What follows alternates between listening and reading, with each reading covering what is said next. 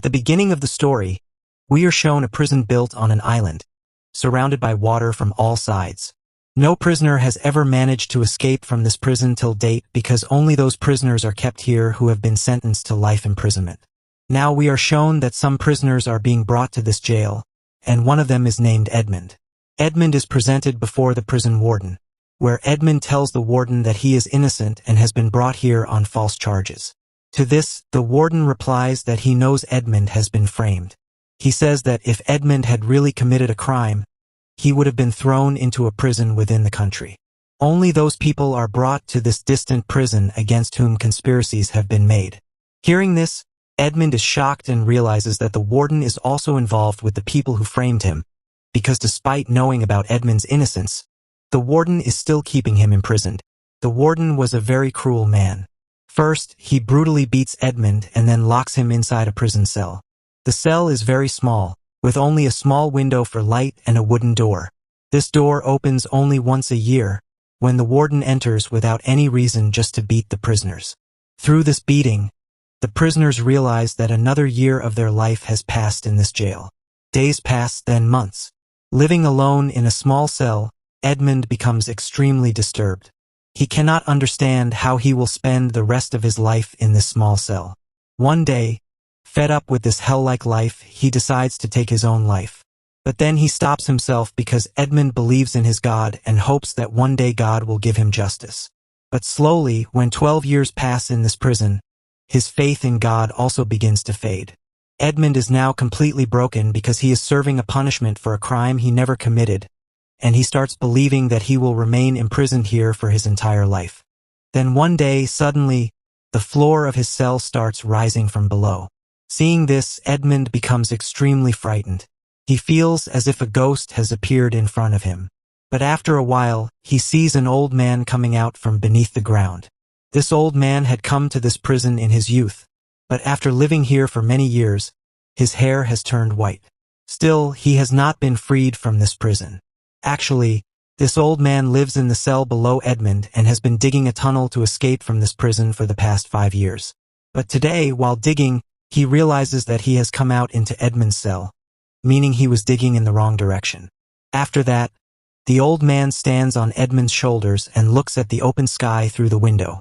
Seeing the sky, the old man becomes very happy and tells Edmond that after 16 years, he has finally seen the sky. With the arrival of the old man, Edmond finally gets a companion to talk to, because living alone in the small cell for 12 years had started affecting his mental condition. Now the old man tells Edmond that he had been digging the tunnel in the wrong direction for the past 5 years, but after seeing the sky, he now knows the correct direction. He also tells Edmond that after meeting him, his work has become easier because now they are 2 people, and together they can escape much sooner.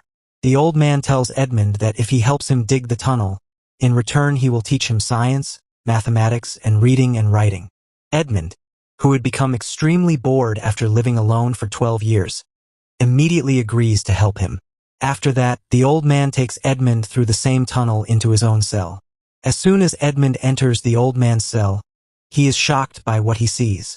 The cell is quite large, with chairs for comfort and many books to pass time.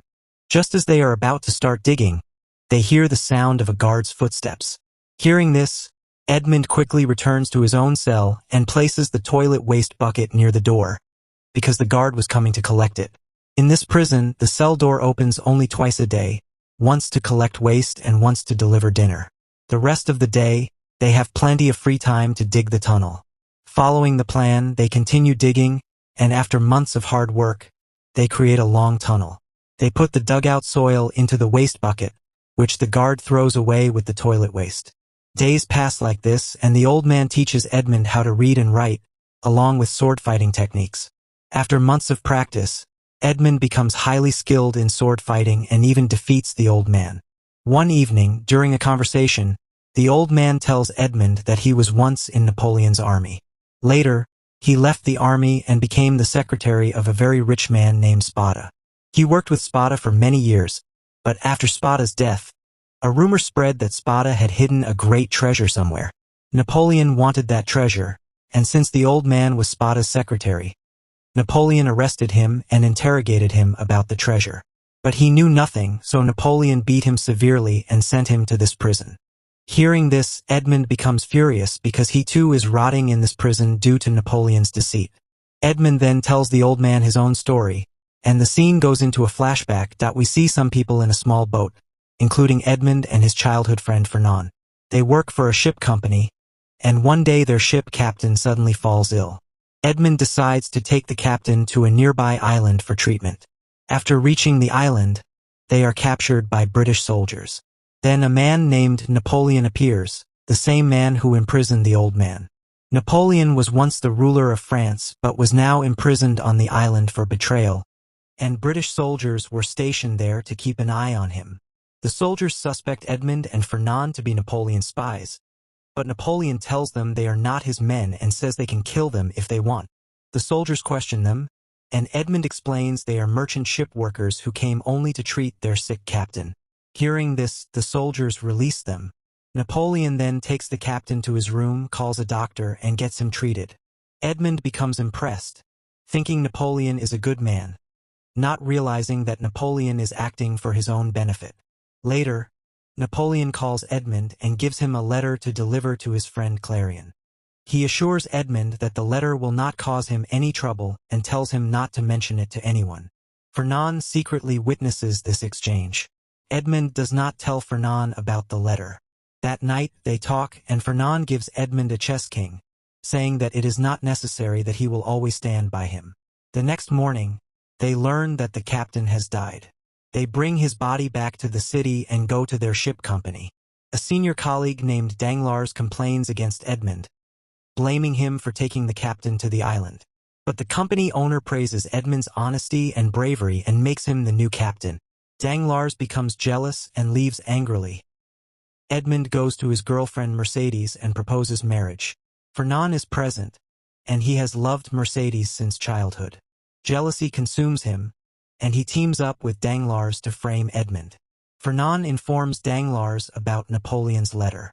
Together, they plan Edmond's downfall. Police arrest Edmond and take him to Magistrate Villefort, who already knows about the letter. Edmond tells the truth and hands over the letter. Villefort realizes that the recipient, Clarion, is his own father, who supported Napoleon. To save his position, Villefort burns the letter and secretly orders Edmond's arrest. Fernand later confesses to Edmond that he betrayed him. Edmond tries to escape, but Fernand stops him at sword point. Police arrive and take Edmond to the island prison. The story returns to the present. Edmond finishes his story, emotional and broken. He and the old man continue digging. When they see plant roots, they realize freedom is near. But suddenly the tunnel collapses, fatally injuring the old man. Before dying, the old man gives Edmond a map to the treasure and makes him promise to use it for good. After the old man's death, Edmond hides and later replaces his body in the burial sack. The guards throw the sack into the sea. Edmond attacks the warden, kills him, and swims to freedom. He washes up on an island, where pirates capture him. Forced to fight, Edmond defeats Jacob but spares him. Impressed, the pirate leader frees Edmond. Jacob joins him out of loyalty. Edmond returns to France as the Count of Monte Cristo. He learns his father died and Mercedes married Fernand. Following the map, Edmond finds the treasure hidden underwater. When he opens the chest, he sees shining gold. At this scene, the part 1 become end. If you want to watch part 2, subscribe now and press the bell icon.